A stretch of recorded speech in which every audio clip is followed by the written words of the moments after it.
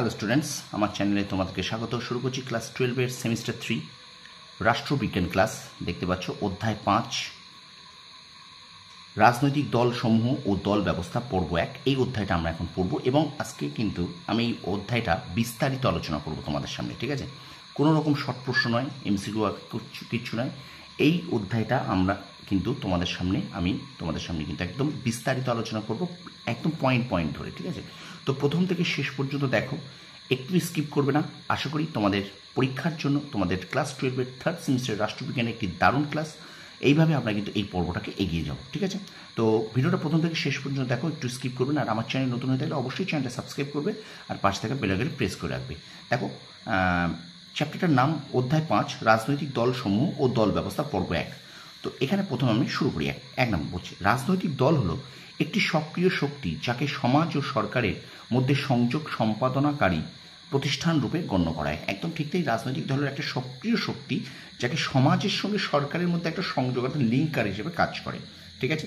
2 নম্বর কি বলছি দেখো, যে শাস্ত্রীয় রাজনৈতিক দল সম্পর্কে আলোচনা করা হয় তা হলো স্ট্যাসিওলজি নামে পরিচিত। তাদের রাজনৈতিক দল সম্পর্কিত যে আলোচনা, যে শাস্ত্র, তাকে কি বলে না স্ট্যাসিওলজি বলে, ঠিক আছে?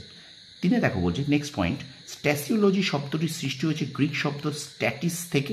স্ট্যাটিস শব্দের অর্থ হলো বিরোধিতার মনোভাব। সুতরাং প্রত্যেকটা লাইন কিন্তু খুব মন দিয়ে পড়ো, ঠিক আছে? এখানে আসতে পারে যে এই স্ট্যাটিস কী ধরনের শব্দ না, স্ট্যাটিস কিন্তু একটা গ্রিক শব্দ, ঠিক আছে?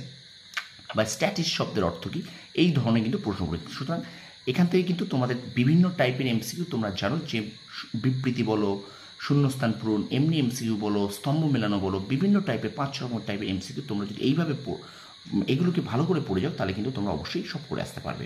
এরপরে দেখো বলছে, মরিস দাভারজার তাঁর political parties the organisation and activity in modern state শীর্ষক গ্রন্থে বলেছেন যে রাজনৈতিক দল হলো একটি কাঠামোযুক্ত নির্দিষ্ট কাঠামোযুক্ত একটি সংঘ। তাহলে এই গ্রন্থটার নাম মনে রেখো এবং কার লেখা সেটা মনে রেখো। আচ্ছা, এনার উক্তিটা একটু মনে রেখো।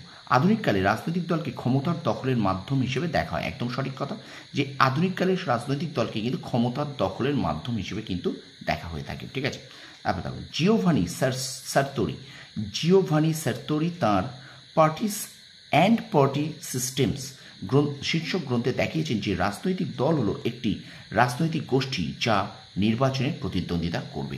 একদম আমরা যে দেখি যে বিভিন্ন রাজনৈতিক দলগুলো কিন্তু তারা নির্বাচনের জন্য প্রতিদ্বন্দ্বিতা করে।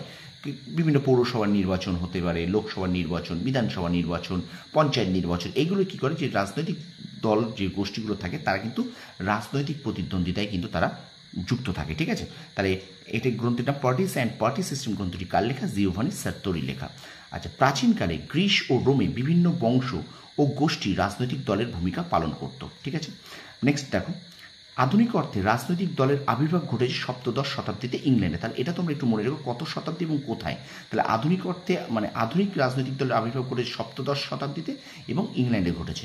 9 নম্বর, রানী এলিজাবেথের আমলে 2টি রাজনৈতিক দল সৃষ্টি হয়, যথা হুইগ এবং টোরি। তাহলে এই দুটো নাম, রানী এলিজাবেথ আমলে 2টি রাজনৈতিক দল নাম মনে রেখো, হুইগ এবং টোরি, ঠিক আছে? স্টুডেন্টস, ভিডিওটা কেমন লাগছে তোমরা অবশ্যই একটু কমেন্ট সেকশন কমেন্ট করে জানাও। আর আমার চ্যানেলে নতুন হলে অবশ্যই চ্যানেলটাকে সাবস্ক্রাইব করো আর পাশে থেকে বেল আইকনে প্রেস করে রাখো। আর অবশ্যই ভিডিওটাকে একটু তোমরা বেশি করে শেয়ার করে দাও। আর এখনও যারা সাবস্ক্রাইব করোনি তার একটু সাবস্ক্রাইব করো। আমার চ্যানেলে কিন্তু তোমাদের ক্লাস 12-এর 3rd সেমিস্টারের ইতিহাস, ভূগোল এবং রাষ্ট্রবিজ্ঞানের ক্লাস কিন্তু আমি কন্টিনিউ করাচ্ছি, ঠিক আছে? চলো আমরা ভিডিওটা কন্টিনিউ করি। এবার বলছে 10 নম্বর, দেখো, হুইগ ও টোরি দলগুলি থেকে যোগ্য ব্যক্তিদের নির্বাচন করে ক্যাবিনেট গঠন করার সিদ্ধান্ত গৃহীত হয়, কিন্তু এই উদ্যোগ সফল হয়নি। পরবর্তীকালে এই দুটি দল যথাক্রমে উদারবাদী ও রক্ষণশীল নামে পরিচিতি লাভ করে। তাহলে এদের এখান থেকে ক্যাবিনেট একটা গঠন করার চেষ্টা করে, কিন্তু এটা সিদ্ধান্ত না হয়। এই হুইগ এবং টোরি দল দুটো কিন্তু কী নামে পরিচিত হয় না, উদারবাদী এবং রক্ষণশীল নামে কিন্তু পরিচিতি লাভ করে। নেক্সট দেখো, কেনেথ ম্যাকেনজি তাঁর দ্য ইংলিশ পার্লামেন্ট গ্রন্থে এবং আলফ্রেড গ্রেজিয়া তাঁর পলিটিক্যাল বিহেভিয়ার শীর্ষক গ্রন্থে দল ব্যবস্থার উদ্ভব ও বিকাশ সম্পর্কে ব্যাখ্যা দিয়েছেন। তাহলে এখান থেকে আমরা জেনে রাখবো যে দ্য ইংলিশ পার্লামেন্ট গ্রন্থটি কার লেখা, কেনেথ ম্যাকেঞ্জির লেখা, এবং পলিটিক্যাল বিহেভিয়ার গ্রন্থটি কার লেখা, অ্যালফ্রেড গ্রিজিয়ার লেখা।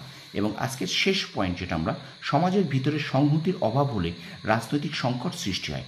এই সংকট মোকাবিলার জন্য রাজনৈতিক দল গড়ে তোলার তোড়জোড় শুরু হয়ে যায়। এক্ষেত্রে ভারতবর্ষের উদাহরণ দেওয়া যেতে পারে। তাহলে রাজনৈতিক দলের যে উদ্ভব কীভাবে ঘটছে না, সমাজের সংহতির অভাব।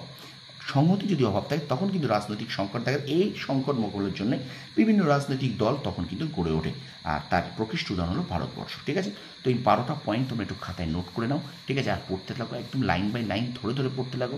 ঠিক আছে, আর চ্যানেলে প্রথম হয়ে থাকলে অবশ্যই চ্যানেলটা সাবস্ক্রাইব করো, পাশে থাকা বেল আইকন প্রেস করে রেখো, আর অবশ্যই আমার চ্যানেলকে একটু সাবস্ক্রাইব করে দাও। কমেন্ট সেকশনে কমেন্ট করে জানাও আমার ক্লাসগুলো তোমাদের কেমন লাগছে। ঠিক আছে, তোমরা সফল হও, তোমাদের সাফল্য কামনা করি। ধন্যবাদ।